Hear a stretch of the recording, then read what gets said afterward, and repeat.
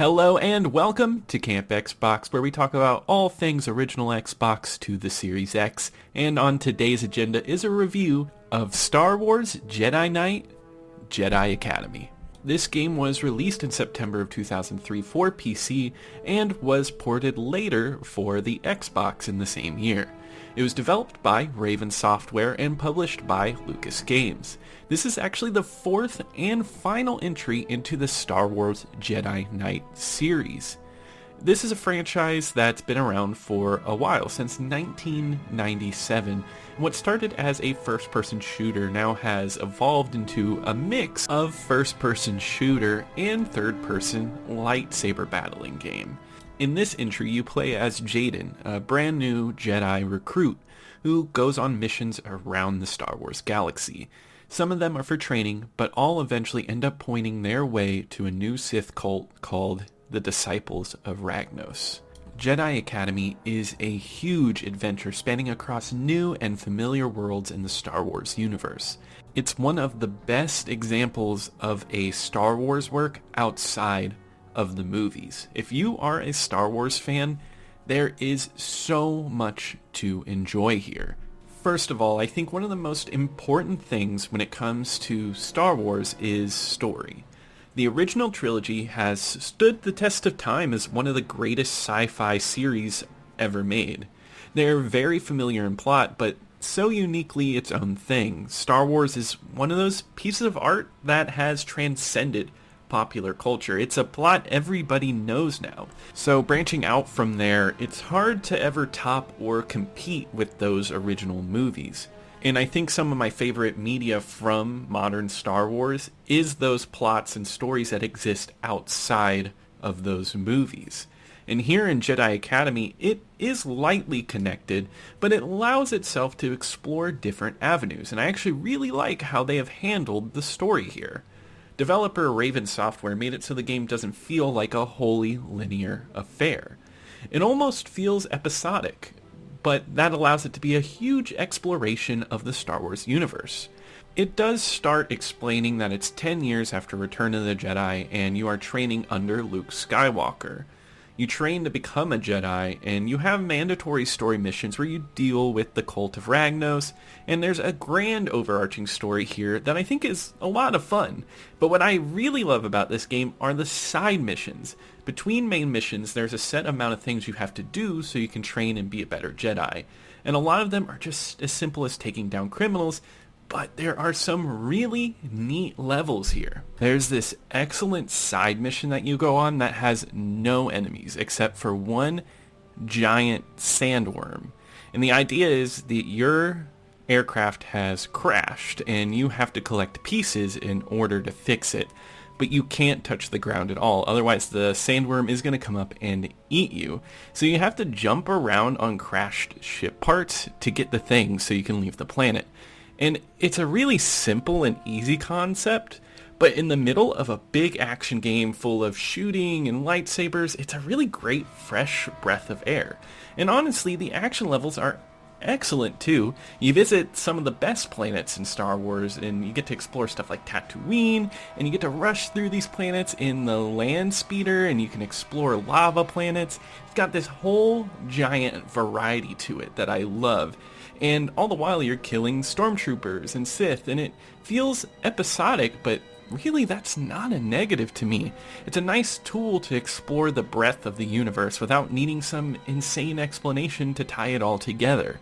Yet, when it does get to its main story, I think it works really well. It feels like a huge adventure in such a great and deep universe, and it's an excellent time. I enjoyed every moment of the story. But with a great game story, there does have to be good gameplay to pair with it, otherwise it's not going to be a lot of fun. And I think Jedi Academy plays very well. You really do feel like a Jedi when you are moving. Your leaps are huge, and the way you move from side to side is very fluid. It's one of the best uses of lightsabers in a Star Wars game that I've played. Lightsaber dueling is excellent. You swiftly can block and slice as well as throw your lightsaber during combat. And when battling a Sith, it's not an easy you hit the button and you slam into them. You have to think about attacking and blocking. And I really like that's not a quick chopping of enemies. You have to be tactical with your lightsaber, otherwise you will be dead fast. And there's also a nice selection of guns to use, and swapping from first person to third person is surprisingly fluid, and it doesn't freeze or choke or stop combat. It just keeps flowing whenever you swap between guns and the lightsaber. This free movement in combat is excellent, and it complements these really nice level designs. Talked a lot about the worlds before, but there's a lot of platforming and killing and moving around environments using the Force to solve puzzles in these areas. And a lot of these levels have a design so you can tackle it in multiple ways, and it feels like a choose-your-own adventure Jedi experience. You even get to pick from a slew of Jedi powers, both from the dark and light side, and you kind of get to morph yourself into what you want to be. Some of these powers aren't great in all honesty, but some of them are really good. It's like a kind of mixed bag. I also think that some of these levels go on for just a bit too long, and especially on those just combat levels, I think it lasts a little too long. But at least the environments here look great, and there's always something so much fun about exploring the world of Star Wars, even if you've visited these worlds a million times. Graphically, I think this might be the weakest point of the game. I especially noticed it in cutscenes. Characters look a little old, little weak, and I know we're talking about an Xbox game, but I feel like the Xbox really pushed graphics for its generation, and here it didn't really stand out to me. The cutscenes are quite janky. It's not horrible though. I just think that it could look better, and I think it really could have stood out if they really were able to work on better graphics. But as it is, it doesn't ruin the game, and the game runs pretty fluidly for me at least. And I've definitely seen Xbox games that look a lot worse. And I think when a game has this great of a story and this great of gameplay, it can make up for graphics, because for me, graphics aren't the most important part of a game. And also, there's just not many cutscenes in this game. It's all about focusing on your character and traversing the world, and I can say that it does that very well, and it's exciting. I also really love the music here. It's your normal John Williams Star Wars music that you've heard a million times, and it's still excellent to this day. The sounds from the Star Wars universe are here, and they're solid. I think Jedi Academy captures the essence of Star Wars, and it's an excellent Star Wars game. I actually think it's one of my favorites that I've played. It's just a fun game in general, too, outside of Star Wars. I feel like anybody who's not really into Star Wars could still find a fun, fast-paced action romp out of this game. Oh, and there's multiplayer here, which I actually got to play online thanks to the Insignia project. I recommend playing this game online, actually. I did only get to play the deathmatch mode because that's all anybody I could find was playing, and it was excellent. There was dense lightsaber battles, and playing against humans other than CPUs, it is tough fighting against them. Some people are really skilled at this game because I guess they've been playing it for much longer than I have, but even with that challenge, it's a really fun challenge.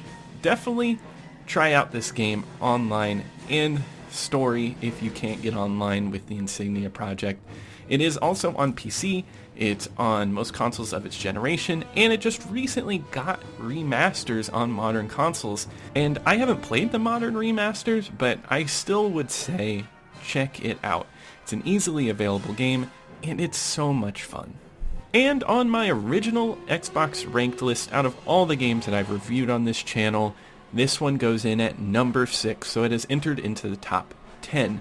I think I'd rather play it over Rally Sport Challenge, and it just has a really great story, but I really like Splinter Cell's original story, so that's why that goes over it. But number 6 is a great spot.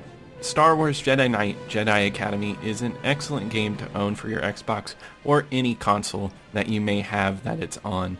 Definitely check this one out.